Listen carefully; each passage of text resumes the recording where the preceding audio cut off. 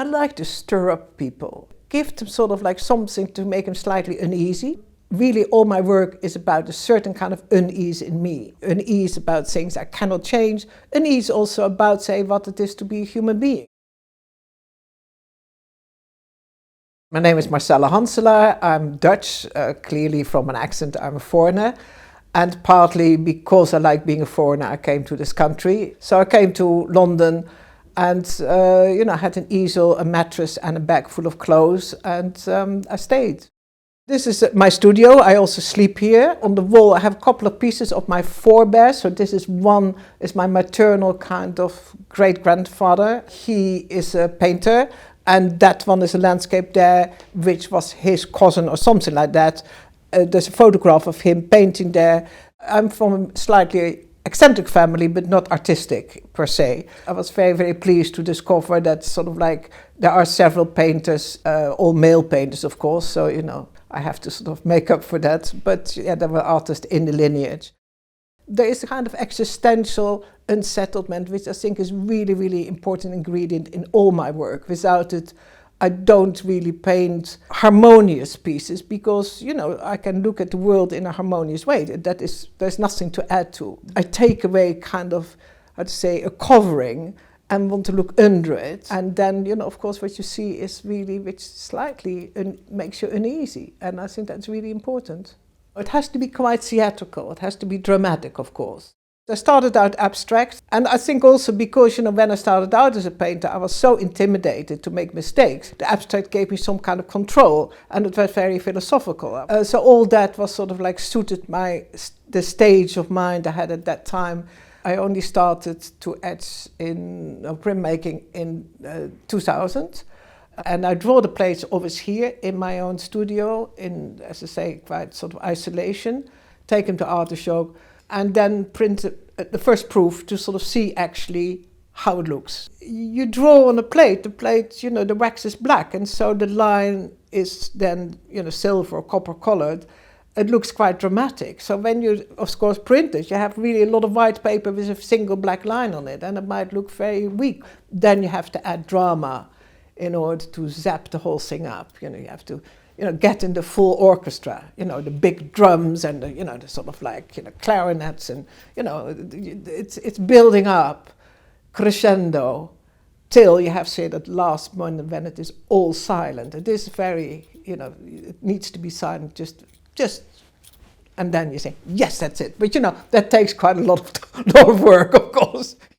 The portfolio of the Crying Game has a kind of history, because I started the first in 2015.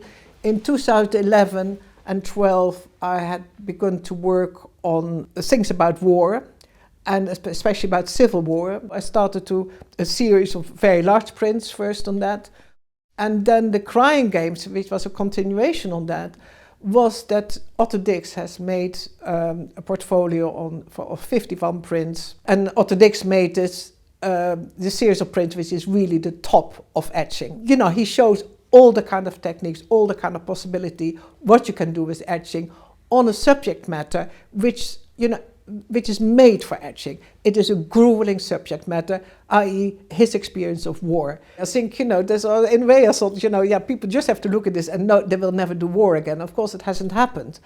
And so for me at that time, it was the subject matter, sort of like civil war, this kind of total injustice. And at the same time, I was at a point as a printmaker where I felt, I'd been making etchings for 15 years, that I wanted to test myself, really, if I could not match him, because, that is unmatchable what he does, but really it was a challenge. I wanted to raise to the challenge, to the occasion, and I wanted to run with it. The thing, of course, is because I have not experienced war myself, and I felt I couldn't really pretend to do that, to pretend to make anything about war. I thought that was the wrong thing. So the title, The Crying Game, of course, is from the song and the film, and I just thought it was like an appropriate title for, the kind of ongoing kind of grief we give each other, we do to each other, and so that's how the whole series came about, as a protest, as a kind of, I didn't know how to hold my own in being, I think, inundated with this kind of information. This is my kind of protest to sort of say, hey, listen, this is not to be ignored. You know, we are collectively culpable. I'm not saying personally culpable, but we are collectively culpable, and we just have to acknowledge that, that's all. So it is this kind of the being aware of it, which really is all what it is about. The crying game, which is sort of the main kind of conversation piece in the Bearing Witness exhibition, or sort of main, not conversation piece, but dialogue, so it is like, you know, sort of sparring partners, is now in the Fitzwilliam collection, sort of the first 20, and I'm absolutely super delighted with it. It's just fantastic. I mean, the fact that you get acknowledged, that you're sort of like, you know, quality-wise, or sort of like what you do is sort of like on the level of a museum collection. I mean, it's just such a boost. You know, it's a weight off your shoulder, isn't it? And besides, I have to say, you know, I think it's really good that women get into sort of this male kind of world of museum. It really is important to me. And I think, yeah.